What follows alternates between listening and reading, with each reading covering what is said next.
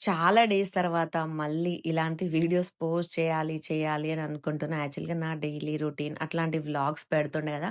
So, చాలా miss అవుతున్నా నిజంగా. ఎప్పటినుంచో అనుకుంటున్నా ఛానెల్‌లో ఇలాంటి వీడియోస్ పోస్ట్ చేద్దాము, స్టార్ట్ చేద్దాము అని.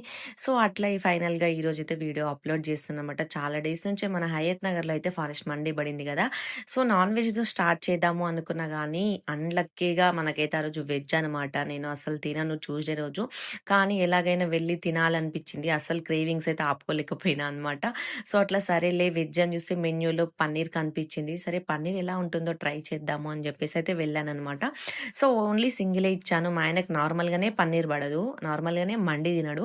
ఇంకా అందులో పన్నీర్ మండి తింటాడా? ఇంకా అసలు నేను తినను. టిఫిన్ చేస్తా మీరు తినండి అని అయితే చెప్పిండనమాట. ఇంకా సో, అట్లా నేను మా స్మైలీ అయితే తిన్నాం. మా భవిష్య కొద్దిసేపు బానే తిన్నది. మళ్ళీ ఏమైందో అర్థం కాదు.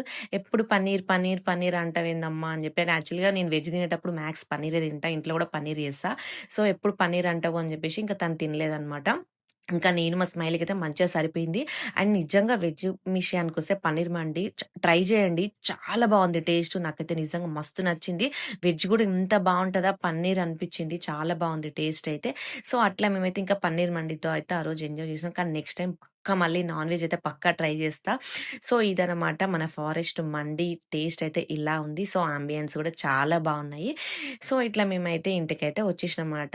ఇంకా ఈ వీడియో నచ్చితే లైక్ చేయడం మర్చిపోకండి. అండ్ ఇంకా ఎవరైనా మనల్ని ఫాలో అవ్వడం మర్చిపోతే ప్లీజ్ ఫాలో చేయండి. Thank you for watching this video. By.